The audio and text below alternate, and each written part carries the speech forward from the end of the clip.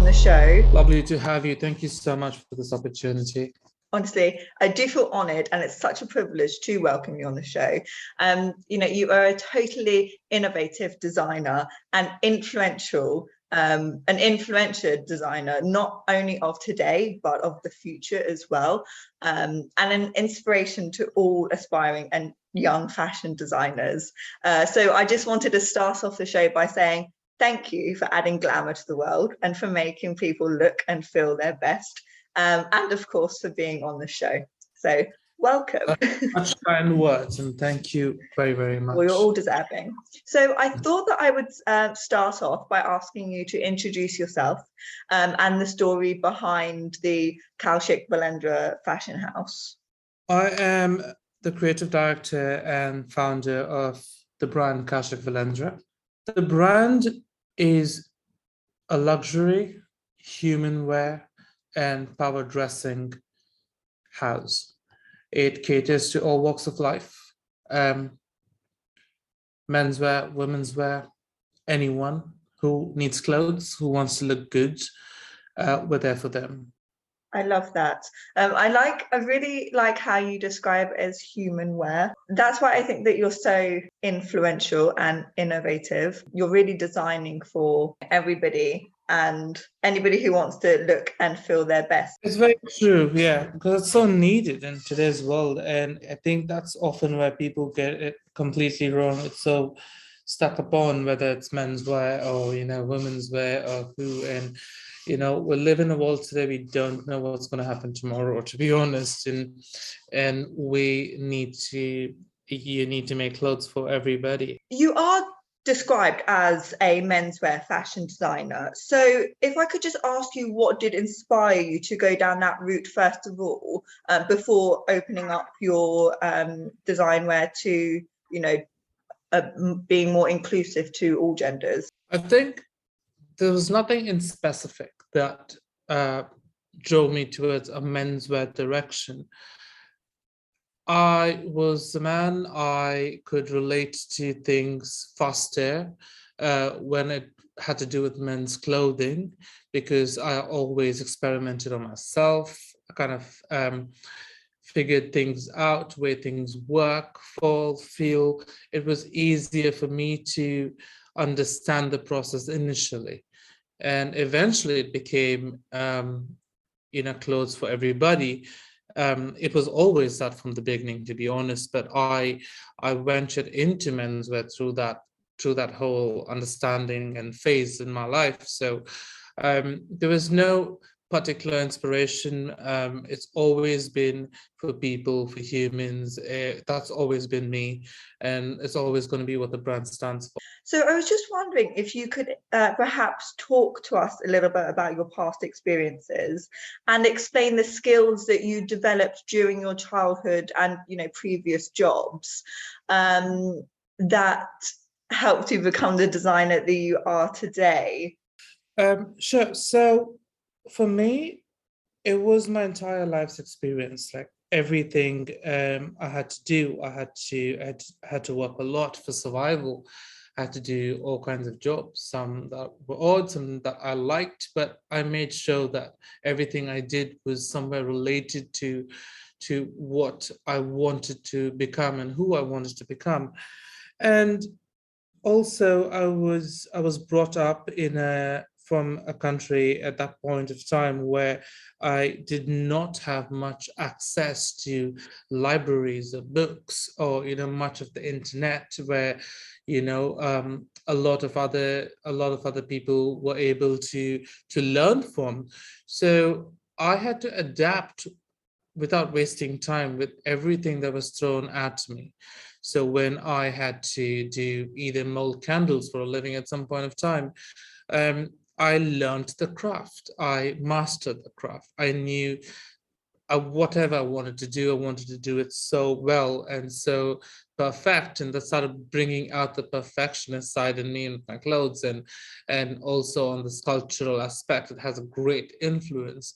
When I was on the retail flow, whether it was folding fabrics or working in factories without electricity or light, it helped me kind of bring about my sixth sense of understanding touch, feel, smell of fabrication, of how I could know what I'm doing and working with.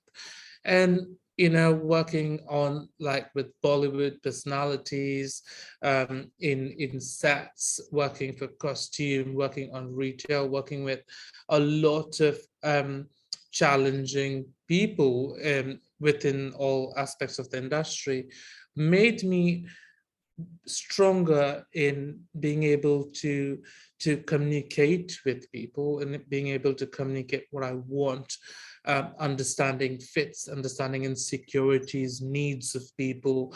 They were there from extreme corners of the world, and I think all of this started getting integrated into my creative and entrepreneurial skills such a way that today I'm able to do what I'm doing with my eyes closed. I'm able to handle any situations thrown at me, or if it's a fit, if it's a technical issue, if it's fabrics, whether it's creating sculpture, tailoring, it's all kind of like been part and parcel of my past. And I think it's been so amazing that it almost feels like it was meant to happen, and it was a learning lesson. And I always tell people that, never think or never ignore those small things that might have happened to you. If you actually look deeper into it, it might be something for you to learn from. And I do that even today. Like, it's become part of who I am as well. I mean, it sounds like, everything that you have done in your childhood, and you're talking about the touching and the smelling and all these different kind of experience have really become a superpower to you. And it sounds like you are very self-aware and have been able to harness that. And by giving 110%, even, you talked about jobs that you didn't particularly like, but by giving your all into these jobs, you have managed to, develop these superhuman powers and become the designer that you are today.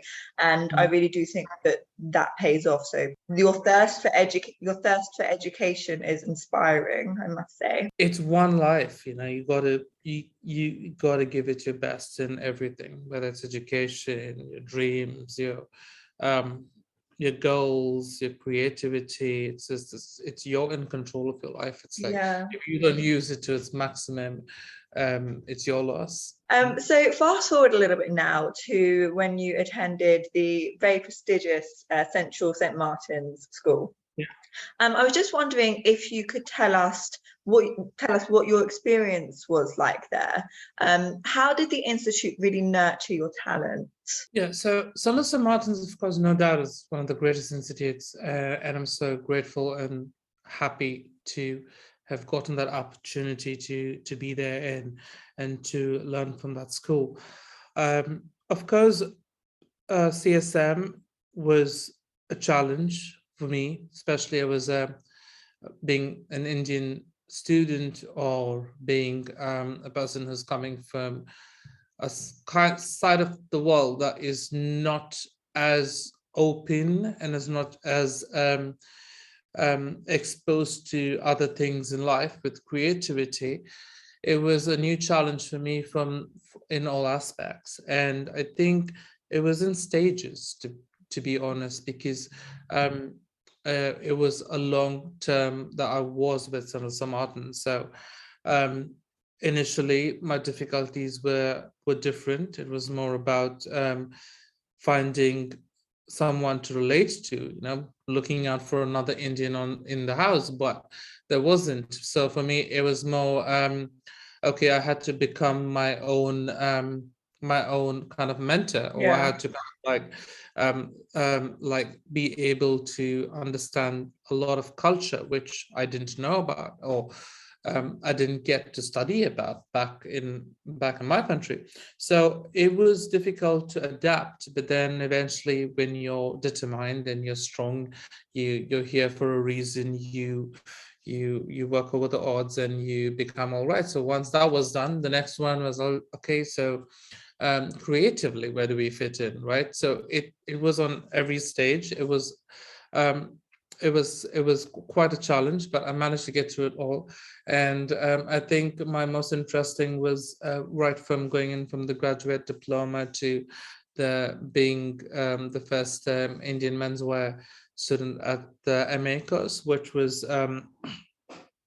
head by Fabio Piraz. It was exciting, and for me, that course was more like a boot camp for me, because it was not about creativity. It wasn't about oh, who makes the best jacket or who makes the thing. It was about who you are, and I think their whole program was designed to identify your DNA, identify who you are. And I think that's one of the toughest questions for anyone to answer, because we all want to be a designer. We all come in wanting to become, the next greatest name. But why?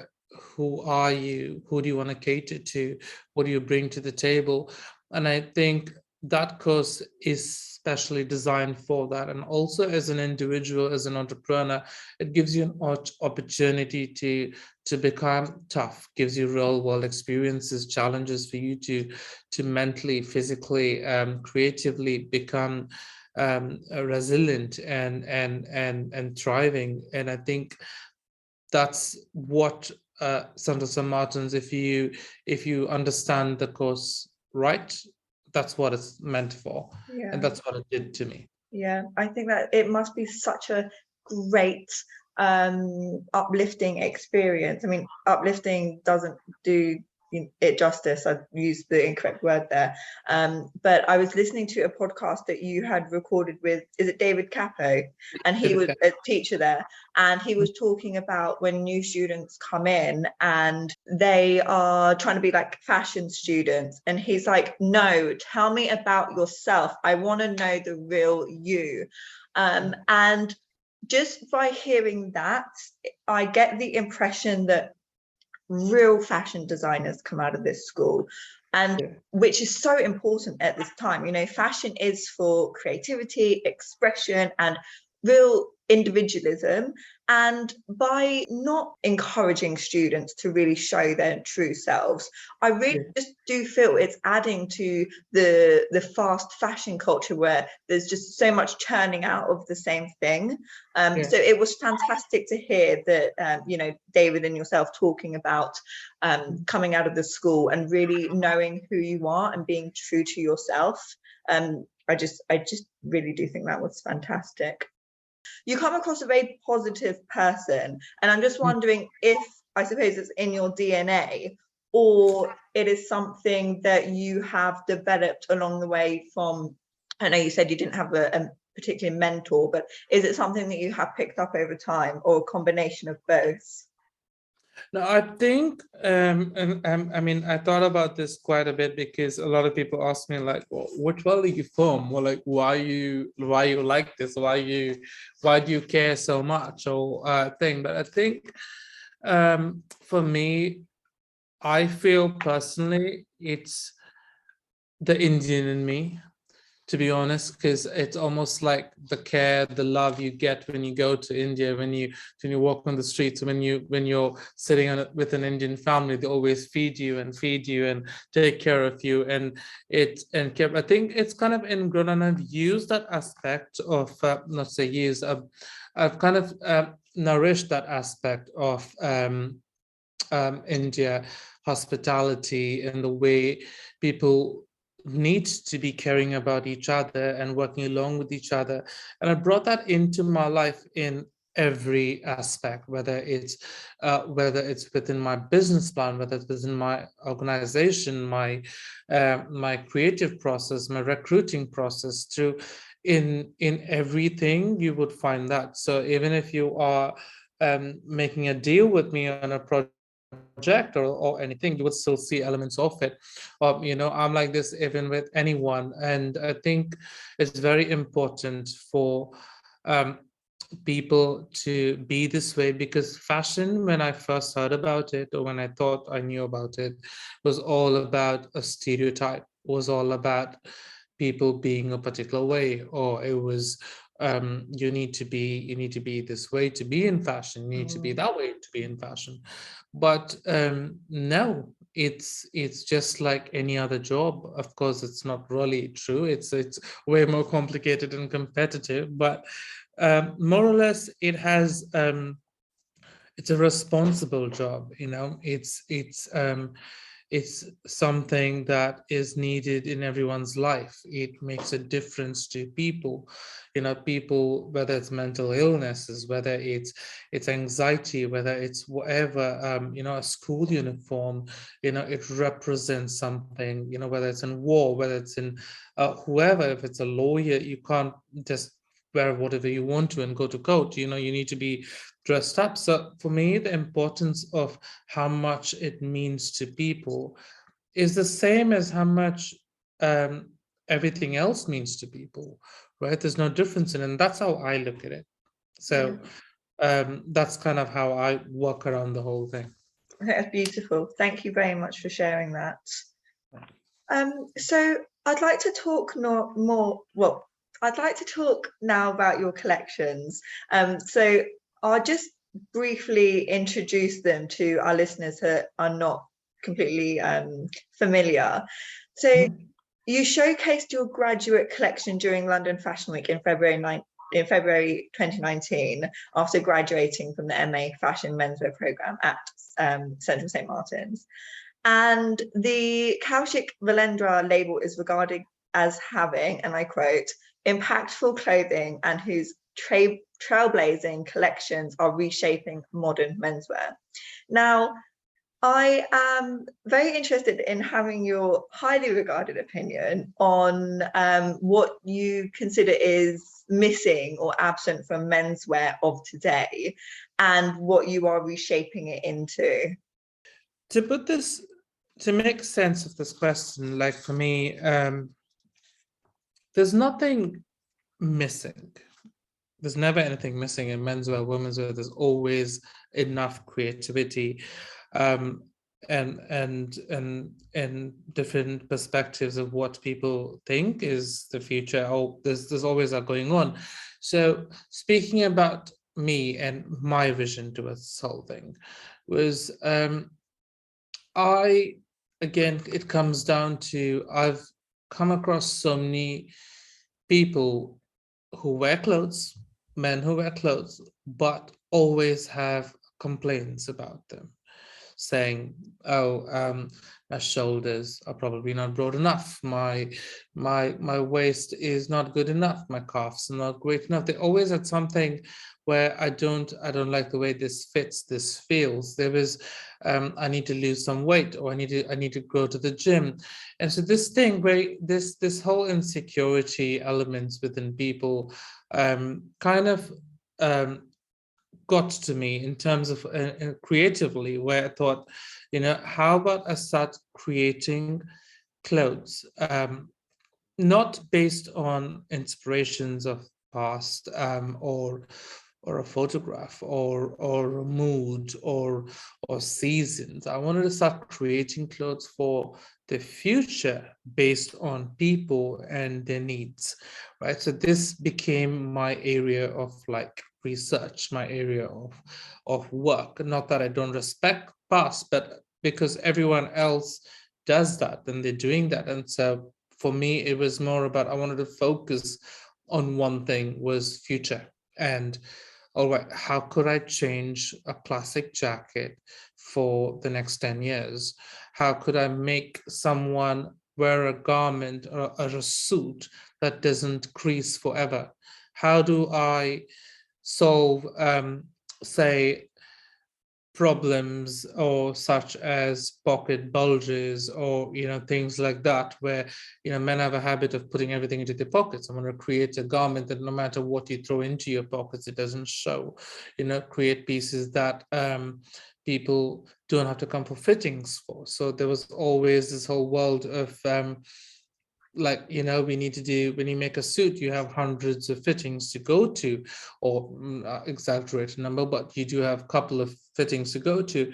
And I wanted to stop fittings as a whole. I wanted to create new technologies, new ways of constructing clothing, almost creating a new man for every man. So basically how that might make sense is every time I design, or I start my creative process, it's about, okay, where are we today, and how will the next accountant look like? How will the next lawyer look like? How will the next diva look like? How will the next sports star look like? So it's almost creating new beings within our collection for what everyone's talking about today and what everyone wants to be like today, and concentrating on making the best version of that particular person. So the whole collection, all the seasons, the design processes, everything is involved within creating the best version of one person. And it's very interesting how that comes about in the creative process, because it's all interlinked, you know, like there was a phase where people didn't care about fitnesses. There was a phase that now everyone is into fitnesses. Now there's a phase where people who can't work out or who don't like to work out do a lot of makeup, you know, or come up with corsets, come up with things that make them feel good. So there's almost like an evolution of that constantly happening. And that has endless amount of ideas, silhouettes, structures, and followed by like present scenarios. So like, for example, even colors for me don't come from, say, a photograph, or don't come from, I'm not going to just say, oh, it comes from my head. No, it all comes from my current scenarios. To say I moved into my headquarters in Mayfair, and everything around this place kind of, so if I'm here and I'm selling clothes from here, I need to relate to this place. I can't be selling things that people don't relate to. Like, you know, I can't have colors that people don't wear around this area, or around people in this area. So for me, it was more where, like, even my ceiling, even my environment around me, it's more how it all influences textures, colors. So when I was in Hoxton Square previously, my whole collection was based on the space I was in, the environment I was in. So that's kind of how everything translates and kind of moves. And it's all based on creating a new person for the next season. I really liked how you were talking about, you know, your inspiration comes from where you are based, which is why I think that it's so important to dress so well and wear good items of clothes which has good material, because as a person walking around living their life, you know, you're based in the space that you're in, I suppose. So you're walking around, look, you have this energy from the garments that you're wearing, and I thought there was a nice connection there. You know, you're influenced by the environment that you're in, you know, your gorgeous surroundings, and you know, I think that's pervasive between, you know, lots of walks of life as well. So as I said, which is a reason why I think it's so important to feel as though you look good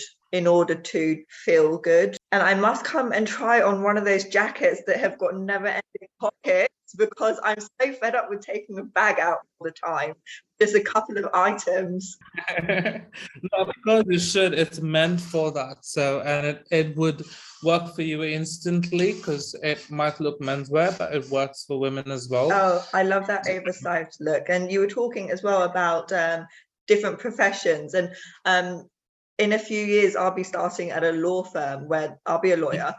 And you know, I'm a very creative person as well, which is, you know, part of the reason why you know, they hired me. Creative ideas, creating solutions, everything like that. I also have a very strong sense of fashion, and I love to wear bold clothes, I suppose, not your typical lawyer's dress. And one great thing that, there's lots of great things I love about my law firm, but one of which is that there's no policy where you have to dress, black and white suit, tie, anything like that. They let you come as you want because they want you to feel as creative as possible. So, you have it spot on there. You really are looking into the future and understanding where these professions are going. So, fantastic vision that you have there. Thank you so much. Let's make you a fashion lawyer then.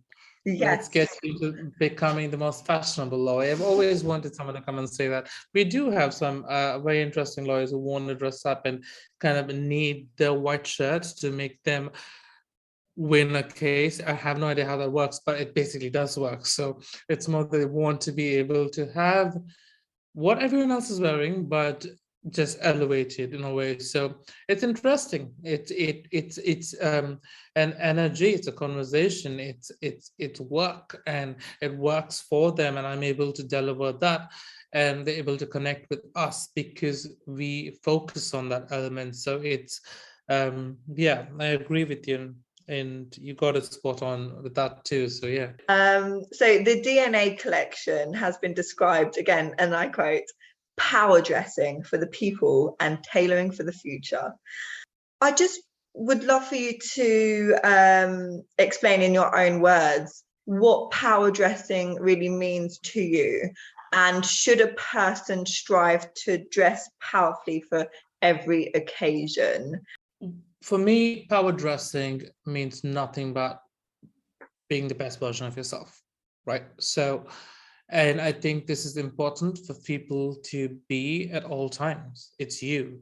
So whether you're going to the gym, whether you're going shopping, whether you're going to sleep, or you're meeting someone or for an event, you need to own you. You need to power dress yourself. And I think it's always categorized as like a red carpet thing, or maybe it's an outfit that you wear to feel powerful. No, it's an outfit you embody to feel yourself, and that is power. Because if you are comfortable, you are feeling good, you're able to put a smile on your face because of what you're wearing, and you're able to get the attention you want from the outfit you're wearing. Now that's power dressing. So I focus on power dressing as a whole. It could be just even a trouser, but my trouser would make you smile, or it might make a difference, or it might have someone ask you where your trousers are from. So I mean, that's what we focus on, but at the same time, this is something everybody needs to do. And all of our collections are, we call them power outfits. It does make a difference to a person's feelings because they feel better. And I think irrespective of whether this is our brand, anyone, any clothing should be able to do that. You wear clothes for those reasons. Yeah, it touches back on what you were saying about the men that you spoke to, about feeling self-critical and not having too much confidence. When they are paid a compliment about what they're wearing, I suppose it makes them feel more confident and have more power in themselves. It's just an uplifting. It's all got to do with mental well-being as well. And it's almost like when you even an exam, when your child passes an exam or does well, you always go say good job, and that makes the child feel happy, and if it's the case with anyone. What or how should power dressing be adapted for different occasions? We've talked about, I suppose, work already, but how about lounging compared to socializing and dating, perhaps? It's all interrelated because, again, it's about feeling good. So whether you're even lounging or you're going to a party, if you have it in you to feel good, you want to look good, you're going to make that effort to look good. And it runs throughout. It's actually a mentality more than a clothing. It's about a person. If a person decides, okay, I want to be this person throughout my day, it falls into all categories. Loungewear, airport looks, whatever you want to, you're going to be power dressing right throughout, and so it's really got to do with a mindset of a person. Absolutely, I totally agree with you. I mean, when I'm in loungewear, for example, if I'm wearing, I suppose, some old trackies and a t-shirt that I've had for some time, I'm more likely to sit on the sofa and make my way through a tub of ice cream. Where if I'm dressed in something that I feel that I could rock out, on a weekend vibe as well, I'm more likely to put on a face mask, maybe do some meditating and some yoga. So your attitude really does shift. But my PT will be thankful to know that I've thrown away all of my my nasty loungewear, so there's no issue of falling on a tub of ice cream anymore. Oh, even if that happens, do it in style. Excellent. Yes, I like that. So if we could talk about your autumn winter 2022 collection, Dreams, now, if you wouldn't mind explaining what the story or the inspiration behind the collection was. Dreams, that was a recent one, and that was actually a dream come true collection. So not just for me, but it was for a lot of people. So we had about 36 different nationalities on the runway. We kind of wanted to make a lot of people's dreams come true as an opportunity to walk. Craftsmen, artisans. There were so many nationalities of people. We had almost 30 odd nationalities of even tailors who never got a chance to be on Fashion Week. So it was almost like bringing the whole world together. And the whole design process was also based on like having, like, for example, when we opened the show with a non-binary person, it was more about the outfit was called but outfit was very regal, but it was almost like for a king, but we wanted it to be a non-binary person to wear it because it's everyone's king, if we call it, everyone's king of their own selves. It was more giving, it was an interrelated collection which had different craftsmen working on it, along with different models wearing them from different nationalities, but also even the fabrics were from different countries. So what we did was the best of French brocades, the best of Indian embroideries, the best of worsted wool from Europe. So it was more where it had elements that were across all over the world from all walks of life, all people, shades of everything. And it was very meaningful to me. And I think, but the philosophy of the looks were, of course, always going to be based on different personalities in this world, but we kind of showed it with different skin tones, different nationalities. So it created much more of a stronger meaning to the whole project, even from the person who produced the music to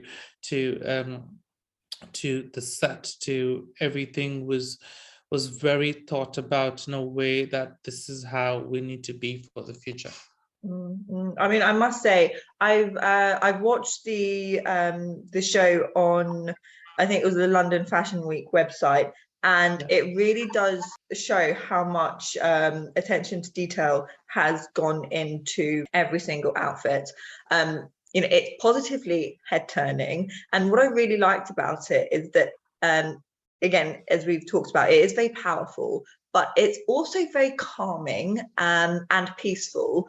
And it kind of took me to my happy place when I do my meditation in the morning. I kind of go to this place where it's almost like a meadow. The models and the clothes were just giving me that kind of vibe.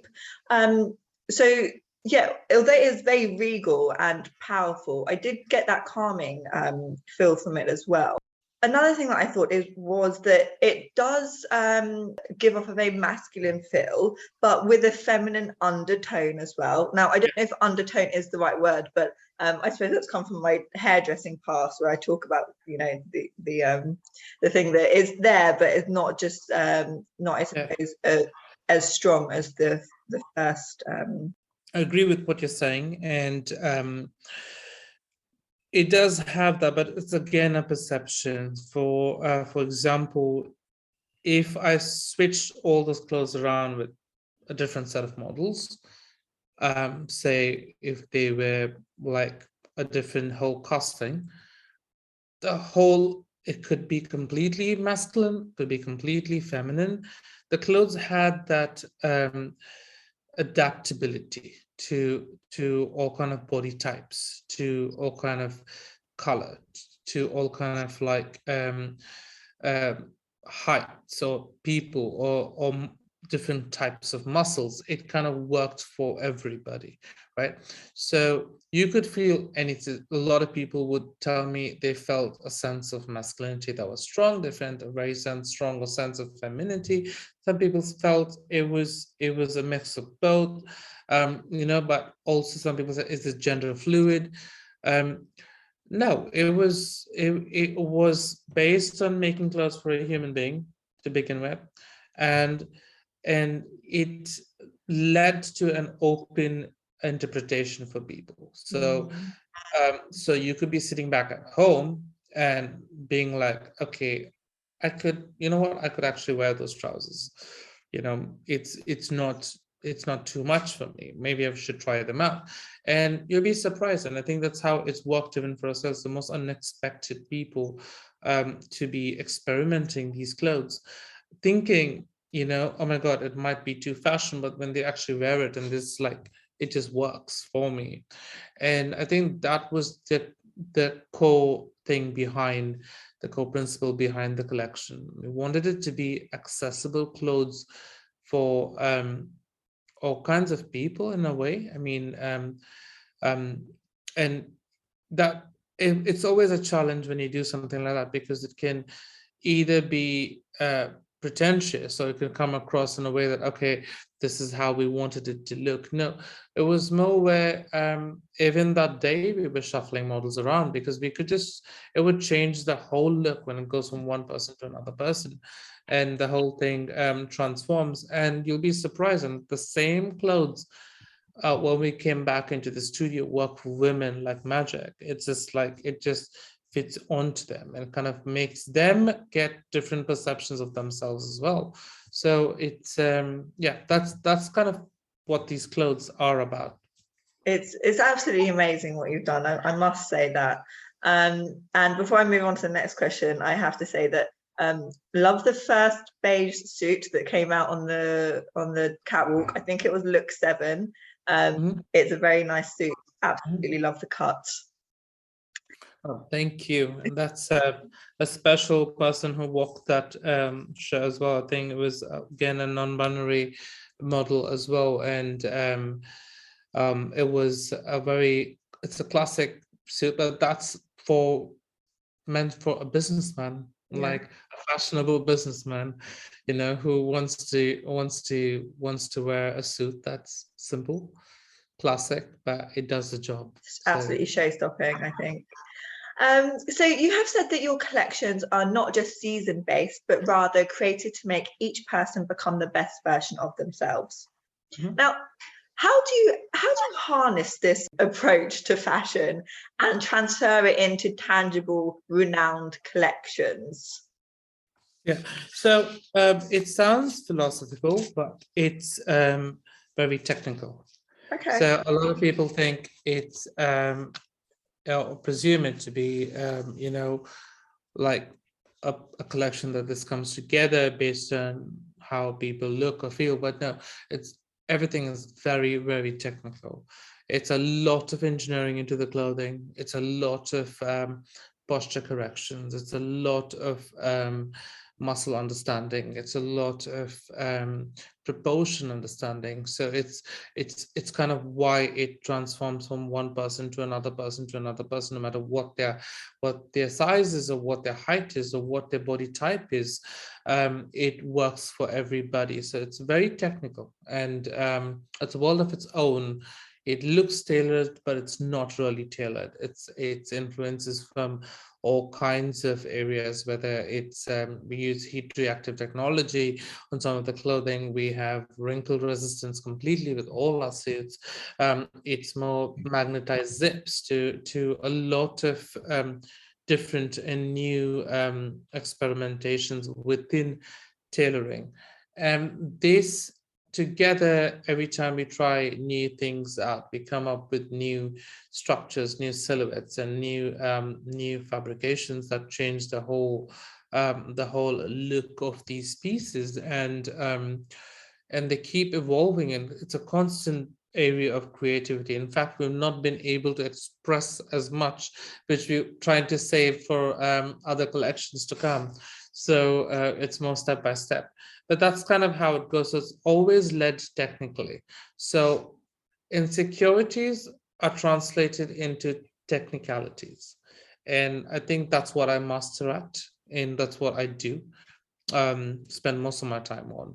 And when I'm able to bring emotion corrections through clothing, through technicalities, it's no way, it's almost as simple as saying, if your trousers are too tight, you would ask your tailor to loosen them up to make them feel comfortable, right? Mm. So it's how an emotion is translated into technicality right there.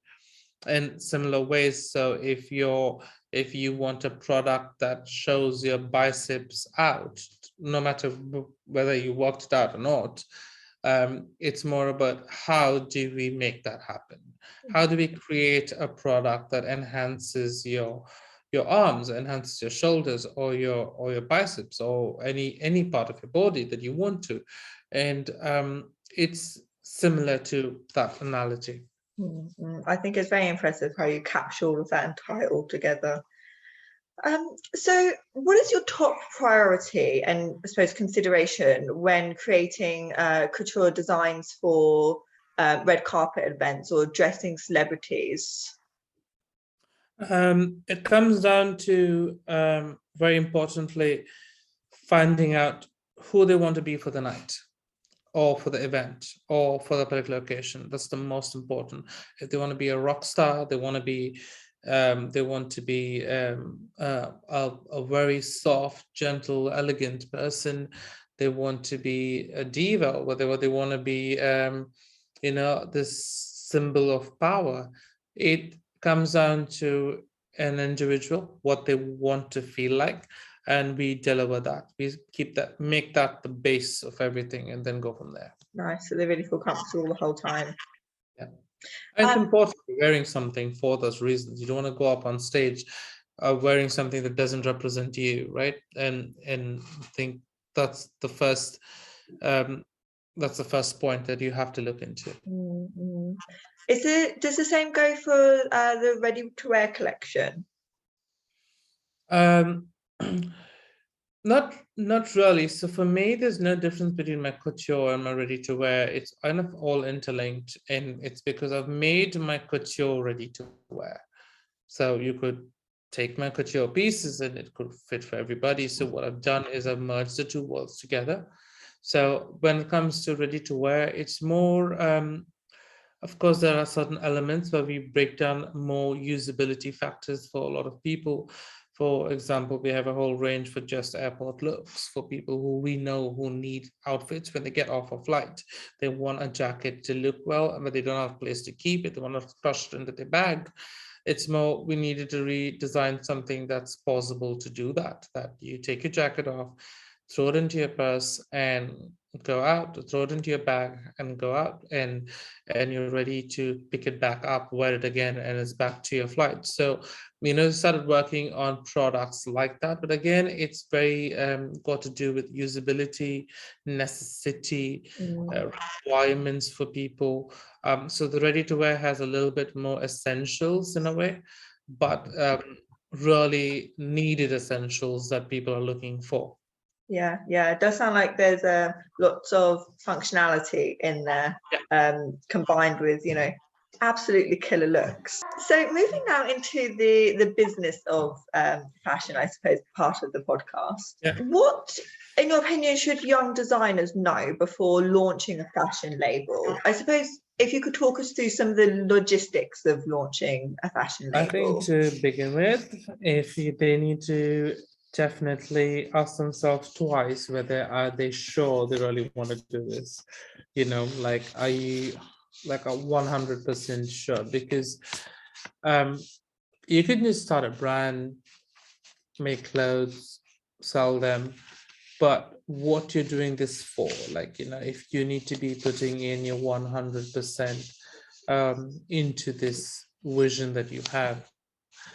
And um, I think the most important advice would be, you need to know your DNA.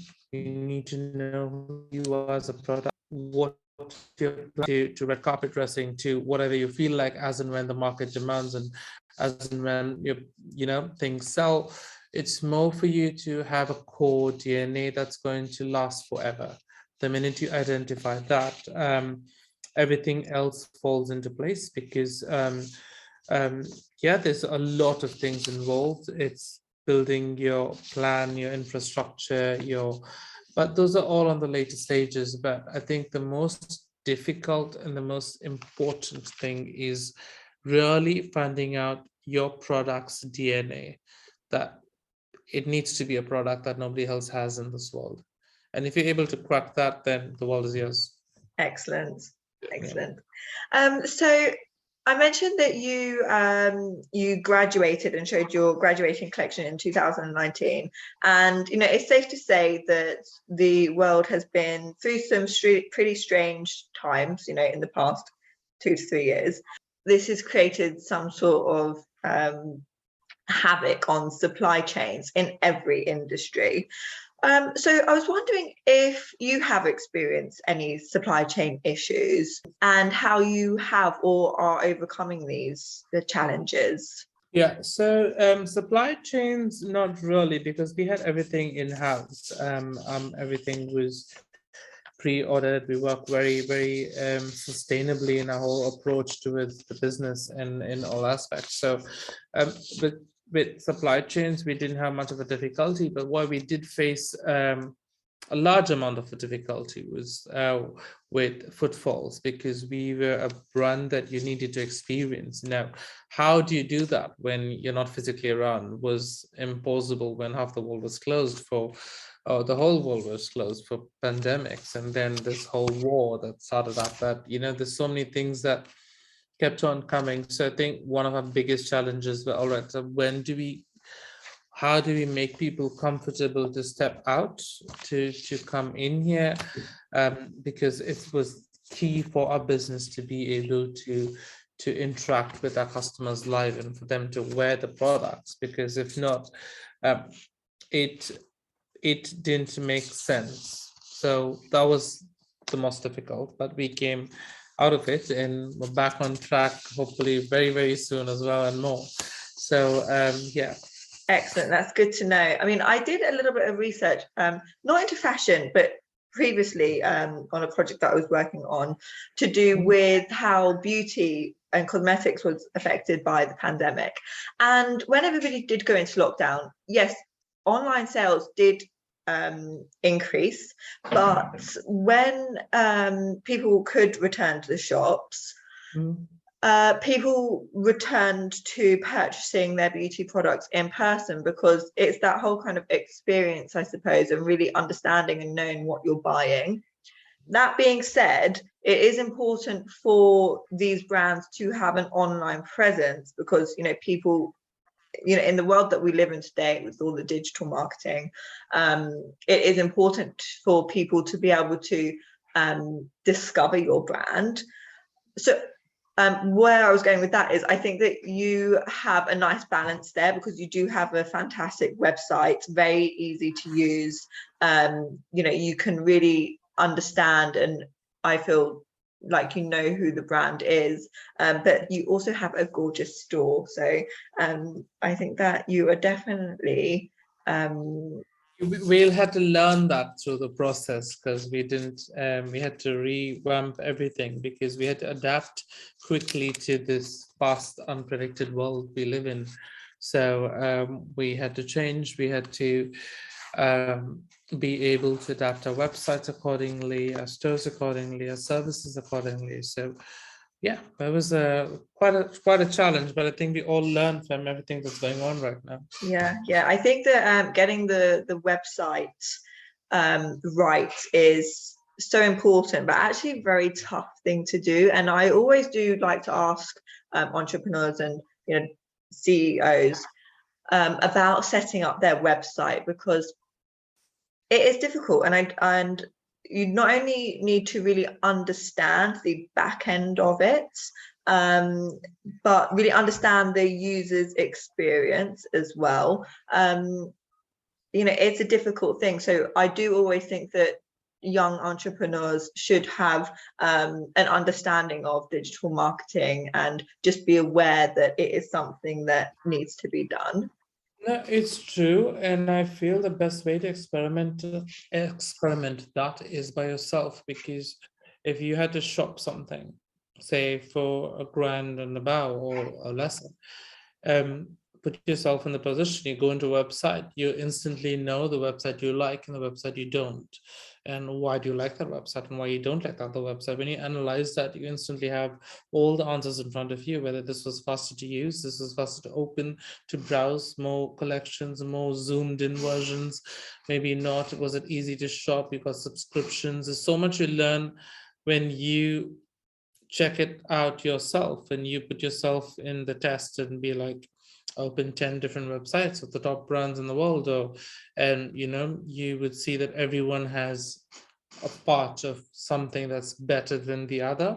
So that's how I learned. I mean that's how we all learn, because we need to research on current markets and see how everybody else is functioning and doing, and how to adapt accordingly. Absolutely, you did your market research. So what does it mean to be, or what does sustainability in fashion really mean to you, or to the industry, I suppose? It's a key and important factor right now, and it's always been, to be honest. Just been more into public knowledge lately, and I feel for me it's a creative responsibility. And I think that's very, very important. That's all that it kind of means to me, because we are creative people. We are going to be working for the future, creating things. And it's very important that all of us be extremely responsible in what we are doing and what we're leaving behind, because people learn from us, people continue and follow us. So I think I call it creative responsibility. And it doesn't need to be just in one way that everyone might do it. It doesn't need to be just about using materials or threads. Or think about sustainable business plans. Think about that's what we do, like sustainable, not just manufacturing, but it's almost like sustainability for people. How do you make the best use of everything that we actually have? Um, Opening different kind of doors for employment people. There's so many other ways you could become sustainable, because it's not just about material sustainability. We're talking about a whole spectrum of sustainability that is important. Why is being a gender and size inclusive label important to you and the label? Well, because there's always been a serious stereotype of who the perfect man or woman is, and I don't seem to understand that even now. Because, is it the runway models we see? Is it the superstars we see? Is it who? And I just felt that we need to make a product that makes everyone feel extraordinary. Whether you're obese, whether you're anorexic, whether you're fit, whether you're muscular, whether whatever you might actually be, you still need to be able to wear something that gives you the ultimate confidence, the ultimate happiness in your life. So I think it's key beyond anything, more even beyond, like, even gender fluidity. It's more even if you're doing menswear, womenswear, your menswear clothes have to cater to human beings, and human beings are not of a particular type. It comprises of everyone, different body types from different continents, different countries. Everyone's different, and if you're able to, it was priority for us to be able to make it a universal brand in its way, in its approach as well, because you could wear my clothes in, or the brand,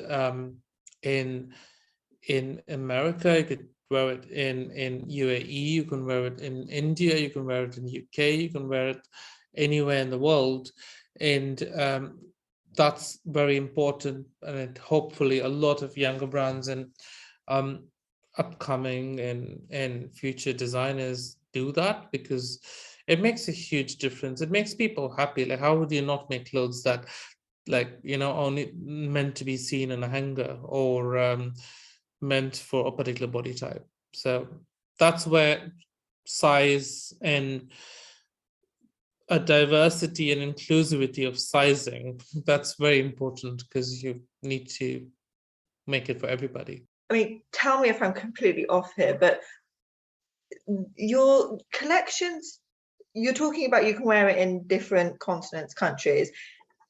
They do feel very elegant and simplistic in the way that you can do that, but then they are also very eye-catching and very unique at the same time. I don't know if I'm describing it very well there, but you can see how you can wear them in different, as I say, countries, but still be, show-stopping at the same time. Yeah, I mean, that's the impact of the brand, and I think you can wear it anywhere, but at the same time, as I said, like, also if it's a trouser or a shirt, or it would still make you look like you've got a really good shirt, or it makes you feel good. And you could wear a white shirt anywhere in this world, but the white shirt we produce will make you stand out. Maybe it shines better on light, maybe it falls better on skin, but that small difference will elevate the whole thing, and it's all within our collections. I mean, we're seeing a fashion show that has looks, but those looks are broken down. Each product has a different sound of its own. So whether it's a trouser or a top or a shirt that goes underneath that jacket, everything has the same philosophy, everything has the same DNA. So they're all very universal products, but put together into a look. So they all can go over different looks. So it's multi-transformable within one collection. It's very clear that your label is based on humankind. It's absolutely clear, there's no doubt about that. Talking about, I suppose, the industry as a whole and the trends that have come in terms of different sizes, I suppose, in 90s, it was I'm talking about women anyway, athletic look, noughties, that 00, I think it was, and then it's gone up to very curvy and very athletic again, I guess. Now there's this trend of, body confidence and be who you are. Do you think that this is just another trend in the industry, and in the next decade or next generation, history will, I suppose, repeat itself? I wouldn't call it a trend. I think it's being healthy, because I think this is the new culture that's come in, where everyone's understand the importance of being healthy. Either you might call it being fit, but to the best version you can be fit, or anyone can be fit. You don't have to look a particular way, but it makes you get up in the morning, go to the gym, do yoga. It's kind of opened up a culture of importance to health and well-being. And I think this is going to be an ongoing, and it's not a phase. And I'm happy the whole world's woken up into it, and you see it from anyone. And even as I said before, like, people who can't be fit, or people who can't work out, do other things, enhance their makeups, enhance their hair, do other ways of doing things to kind of like keep up with the race. And they want to look beautiful, and they want to look healthy. And I think this is just going to get better and better as it goes. And you even see it in the younger generation. There's gyms for kids. there's routines in place, there's things that were never there before. I think it's come down to a time where everyone values themselves and starting to value themselves, or at least understanding the importance of valuing themselves. So it's not a trend, it's a way of living, it's a health situation, so it's good. Do you think that being inclusive limits the ability for a brand to be exclusive? And if it does, is that a bad thing anyway? When is it okay to be exclusive? I think being inclusive is being exclusive at the moment, because there's not many people who actually, I mean, there are a lot of brands, a lot of people who say they're inclusive, and what does inclusive actually mean is also very limited. So in the current scenario, if someone's inclusive, that's making you exclusive completely, because there's not many people doing that. And I don't think it limits anything whatsoever. You're actually giving more opportunities, you're allowing people, you're building lives, you're building careers, you're catering to a larger market, you're opening, you're being special, you're definitely being exclusive in that front. So that's my take on that. Partly a reason why I asked that question is because I understand that Chanel is, or has created, or I think is creating stores exclusively for their top paying customers, which I at first thought, oh, is it being inclusive to all its customers, or just maybe excluding some different social classes? So I did just wonder if exclusivity is expanded to all, social classes as well, apart from, on top of gender and different sizes. I'm not sure if that one was ever considered, but saying that, I do think that is very specific to Chanel and their kind of brand and the direction that they're taking it in. Yeah, I think each brand has their own direction and their own ways of going about things. So like, from my understanding of this, you're like, for example, my brand has an exclusive DNA. I include as much as people in its whole process of it, but at the same time, it can't possibly cater to every single population in the world, because there are people who don't look at fashion. There are people who do not want fashion, people who are not in that culture. There are people who don't spend on clothes, people who probably spend on cars. There's all kind of people in this world, but it's open to, it's not it's almost like saying it's out there, it's open. And and if you want to become an exclusive customer, in all means do so, and find a way to do it however you want to do it. Become that exclusive person, or become a person who's exclusively obsessed about a brand. No one's stopping anyone, because what this is doing is it's just giving people specific places to go to kind of be able to cater more interestingly and more exclusively to clientele and a particular market. So it's a business thing, and it's an open book. No one's stopping anyone. People say, yes, sometimes there are customers who say, I can't afford it, it's not meant for me. But at the same time, you will see that customers spending £3,000 on a night out, right? So it's about, oh, what? So whether it's your priorities, it's your thing. Some people cannot afford it, and that's understandable. But no one's stopping them from coming in. No one's stopping them from exploring their products, or wanting to want a product. You could always collect save up the money, save your savings to, if you really want a product. If not, there are always other options. So I don't think it's excluding anyone. It's all depends on how people look at it. It can be called exclusive, can be called completely not inclusive. It's sometimes I get that even with my shoulders. Is my shoulders for everyone? Yes, it is meant for everyone.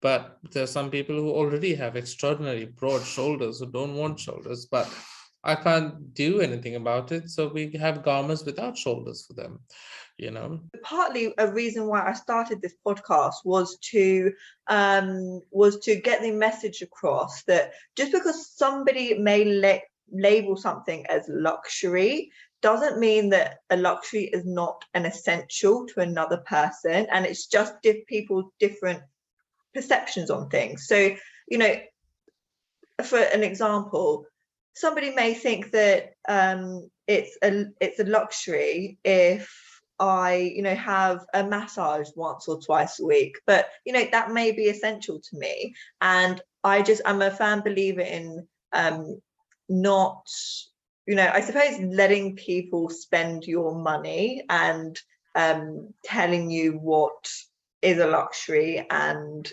what is not, because as you were saying, somebody may take that money that I spend on that massage and go blow it somewhere else because it's just their perception.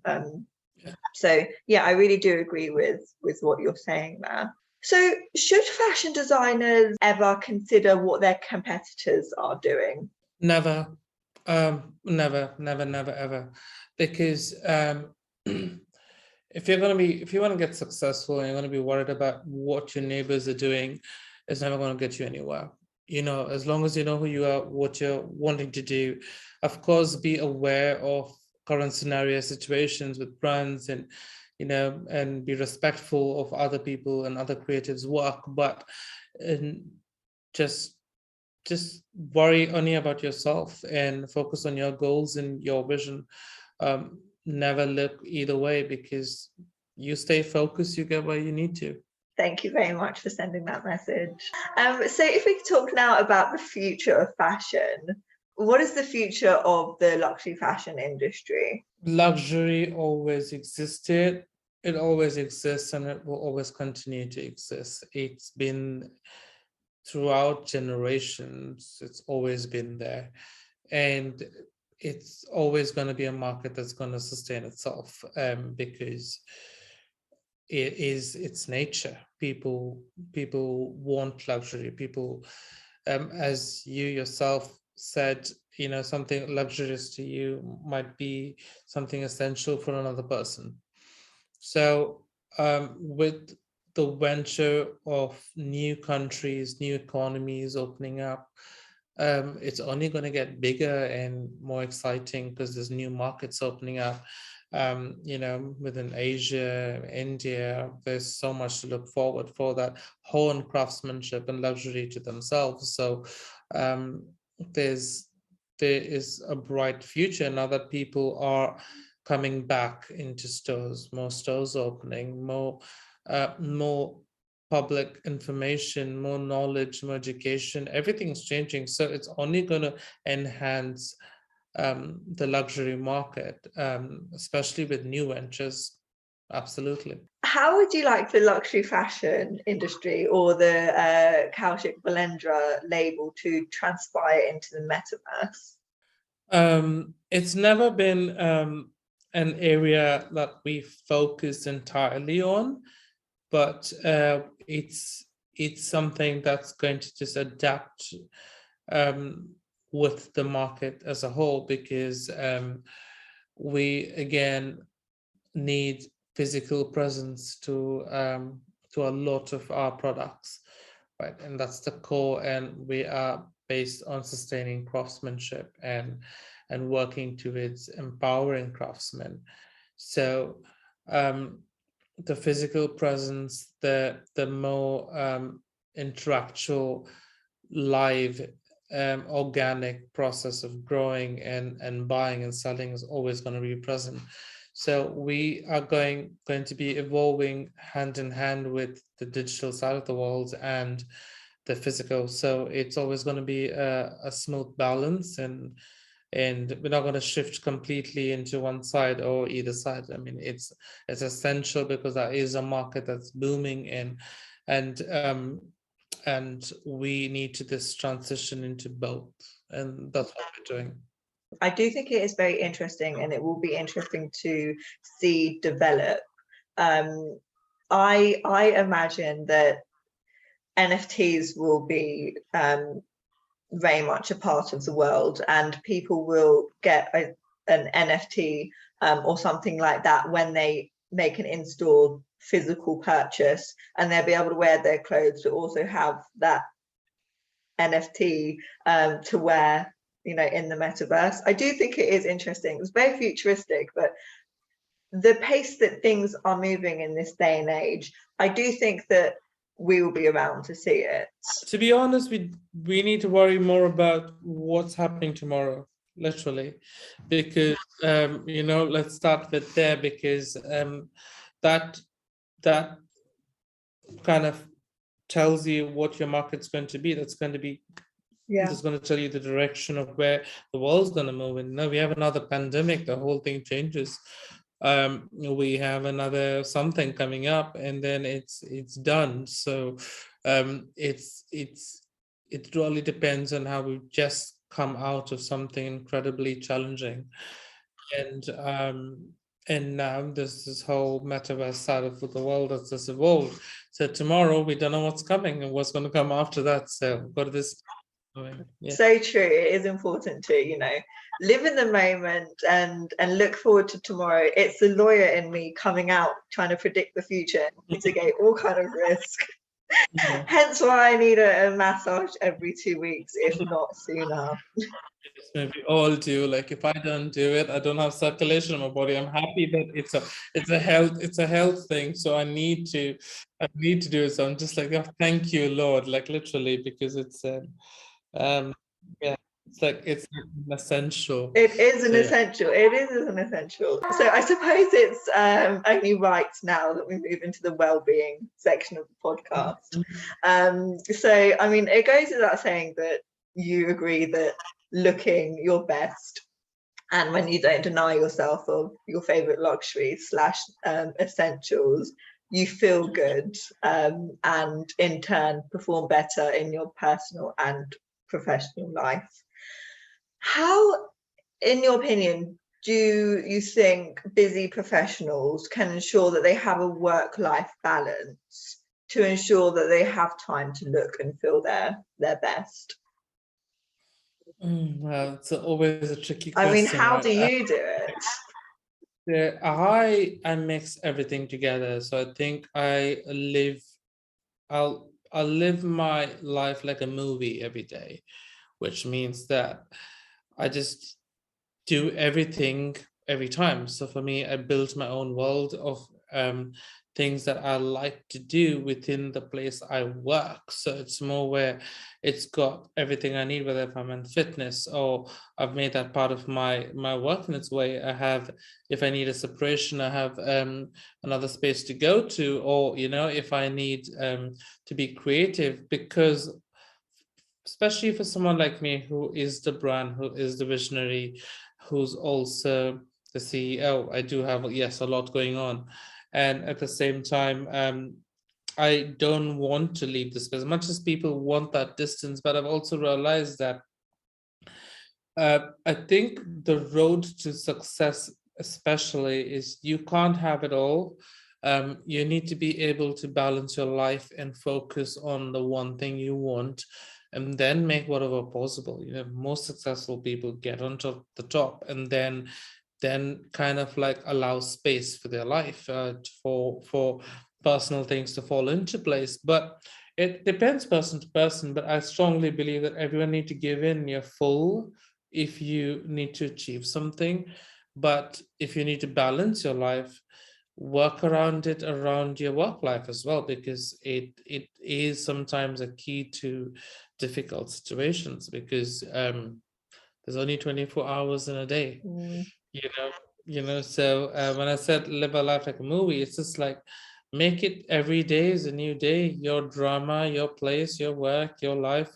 Just it's like a new chapter, and build it in within your workouts, build it in within, whether you want to go to a massage. It's more like everything for me is handpicked. Like I would like to like everything I do is more related to fashion, but also related to my world of its own. So it's kind of all interlinking. And I have like one of my close friends who is actually my therapist for massaging. So it's more like a sports therapy. It's just all interlinked. So I'm just like, I get a chat with my best friend when I'm actually getting a massage, and there's nothing better than that. Not many people can do that, but you need to figure the tricks out and kind of like work it out, I think. I tell you what, if you don't spark up conversation with your definitely your sports masseur, then it can actually become quite painful. Not because they're doing anything that creates more pain. It's just that you're very much concentrated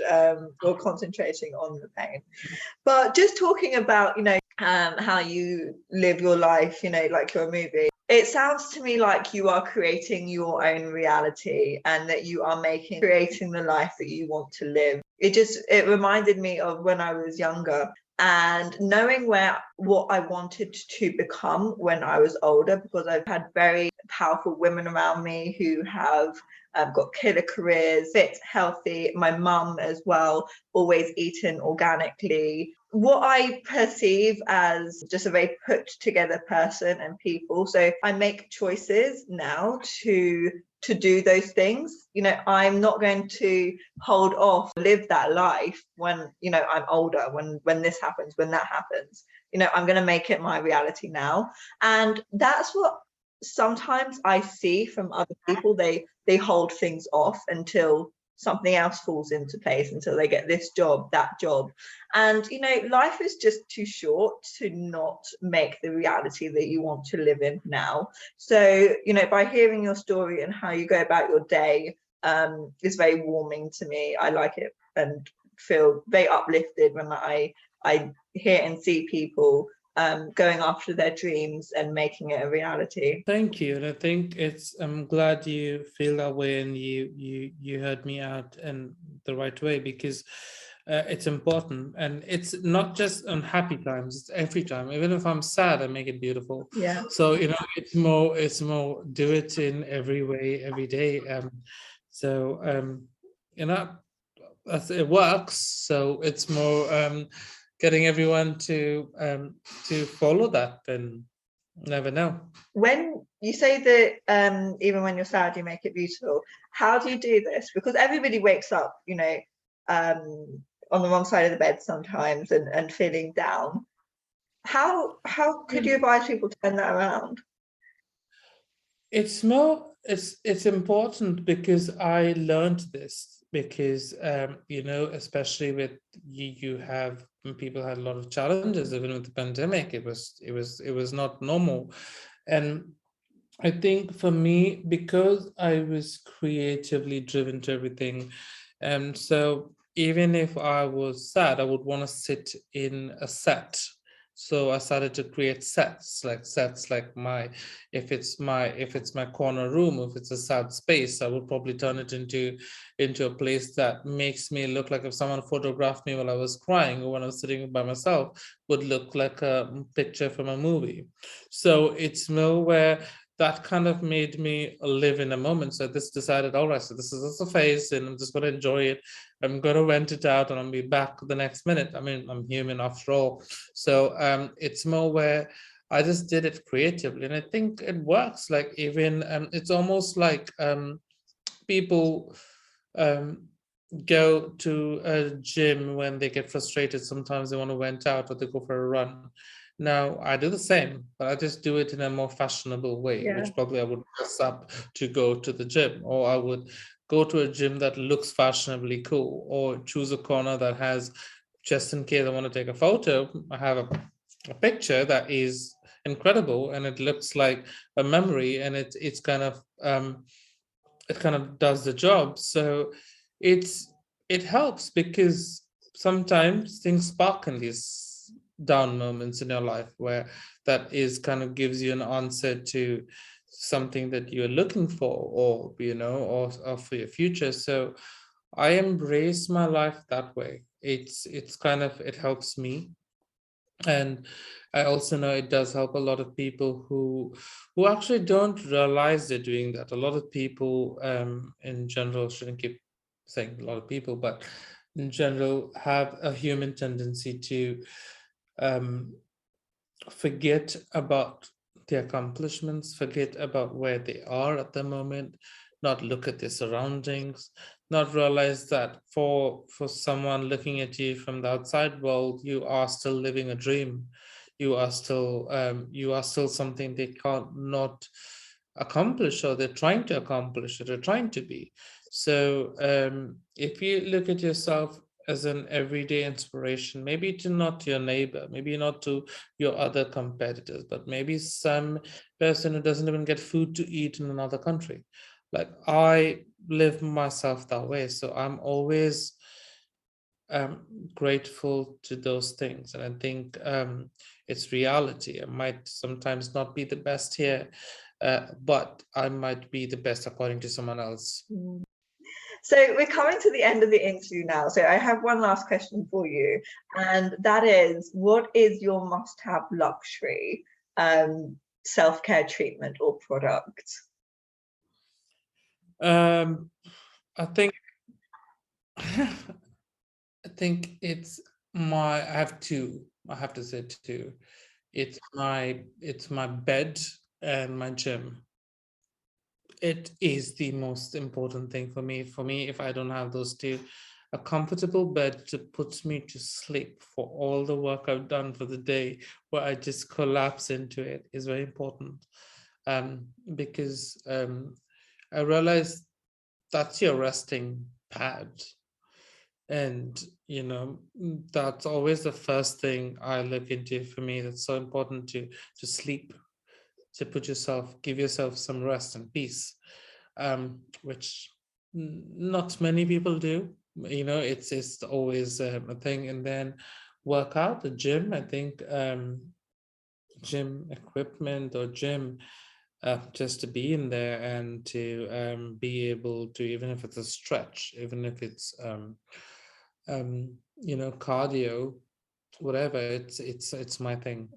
Sounds lovely and blissful, I must say. It's been a pleasure having you on the show, and I would just like to thank you for everything that all the advice that you have given, for really explaining the Kaushik Velendra brand. It is absolutely exceptional, and I encourage everybody to really check out your work, check out all of your collections. And thank you very much. It's been an absolute delight speaking with you. So lovely to speak with you as well. And stay healthy, stay happy, and stay positive.